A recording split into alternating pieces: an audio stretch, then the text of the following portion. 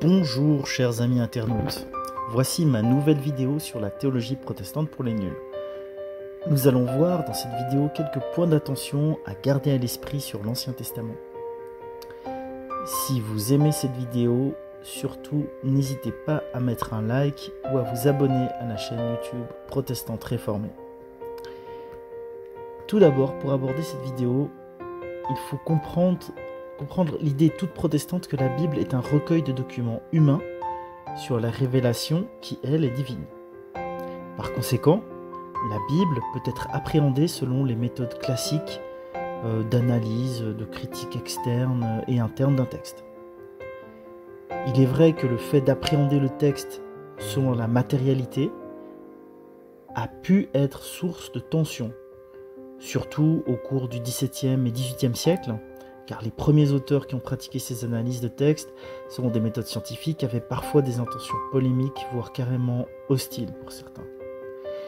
Quoi qu'il en soit, ces analyses ont eu le mérite de bousculer certaines idées préconçues et de dévoiler, pour donner quelques exemples, l'existence de plusieurs auteurs distincts pour le livre d'Ésaïe, de détecter dans les religions babyloniennes, chaldéennes et assyriennes des similitudes avec des textes bibliques. Les recherches concernant l'Ancien Testament offrent aujourd'hui l'image d'un immense chantier. Les découvertes archéologiques ont modifié certaines données qui paraissaient bien établies, avec par exemple la découverte de nouveaux documents comme les manuscrits de Qumran, Nag Hammadi, et cela a provoqué des remises en question considérables. Ensuite, on a aussi le fait qu'une part croissante des chercheurs vétérotestamentaires considèrent qu'il faut privilégier non pas l'histoire de la constitution du canon biblique, mais bien plutôt la forme canonique achevée, donc l'aboutissement du travail historique. Et ça, c'est pas anodin, car c'est un changement de perspective qui s'opère alors.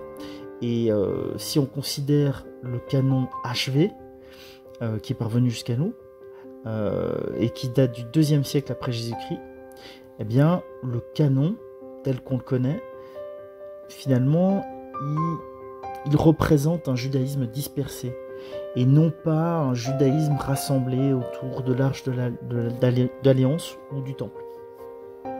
Le problème central est que l'Ancien Testament est porteur d'une unité, ou à tout le moins d'une visée d'unité, d'une vision d'unité. Et le contexte autour du canon HV n'est pas anodin parce que il remet en question justement cette visée d'unité, ce code à l'intérieur du code qui permet de comprendre l'Ancien Testament. Alors quelle est cette visée, cette unité de visée, quelle est cette vision qui permet d'arriver à l'unité intentionnelle du texte de l'Ancien Testament? Alors il y a beaucoup de chercheurs qui se sont penchés sur cette question.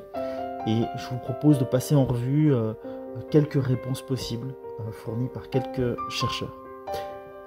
Première vision d'unité, c'est celle que propose le chercheur Vischer, qui a vu une unité intentionnelle dans l'Ancien Testament, une unité intentionnelle qui consiste en fait en une préfiguration de la venue du Christ.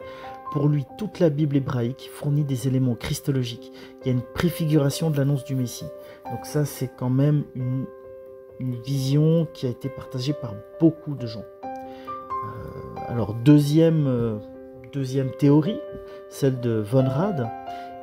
Pour lui, en fait, il a souligné que l'histoire du peuple d'Israël, qui est parvenue jusqu'à nous par la Bible, elle a su trouver de nouvelles voies pour réinterpréter continuellement son destin en mettant en avant la figure d'un Dieu libérateur plus que le primat du légalisme de la loi où là c'est plutôt la secte pharisienne qui va s'attacher à ce légalisme, à la loi. Mais pour Von Rad, vraiment l'unité du texte, l'intention derrière le texte, le fil conducteur de tous les livres qui composent l'Ancien Testament, c'est la figure d'un Dieu libérateur qui sait se réinventer continuellement. Autre théorie, alors c'est celle d'Edmond Jacob, qui pense que le centre de la théologie vétérotestamentaire est la notion de sainteté, qui n'est pas un attribut de Dieu parmi d'autres, parce que pour lui, pour Edmond Jacob, c'est la sainteté exprime l'essence même de la déité de Dieu. Pour lui, c'est à partir de cette notion de sainteté de Dieu que le peuple juif a découvert par la suite, par extension, la notion de Dieu libérateur, la notion de Dieu sauveur, mais aussi celle du Dieu de la Genèse, le Dieu créateur. Pour le chercheur Eucrode, le fil conducteur de l'Ancien Testament, c'est la notion d'alliance.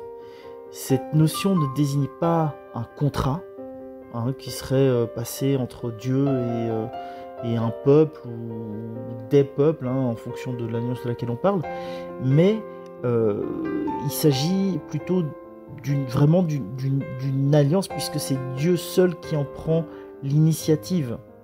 Et ces alliances sont répétées, et le peuple Israël n'en est pas l'unique destinataire. Et finalement, l'alliance met en avant que la religion d'Israël n'est pas seulement la religion d'un peuple ou d'une tribu, mais que tous les peuples de la terre, en fait toutes les nations, sont bénies au travers d'Israël. Enfin, une autre hypothèse, c'est celle de Kohler, qui a choisi comme fil conducteur la notion de seigneurie de Dieu.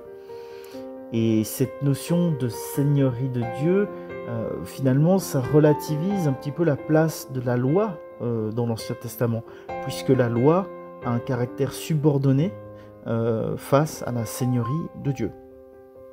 Donc voilà, on retrouve différentes visées derrière l'Ancien Testament, mais ce qu'il est important de garder à l'esprit, c'est que il y a une unité intentionnelle dans cet Ancien Testament, et j'espère que ces quelques éléments vous auront éclairé, et surtout que ça vous donnera envie de lire la Bible, et pourquoi pas de trouver par vous-même ce fameux fil conducteur, ce fameux fil d'Ariane, cette unité intentionnelle de l'Ancien Testament. Voilà, soyez bénis.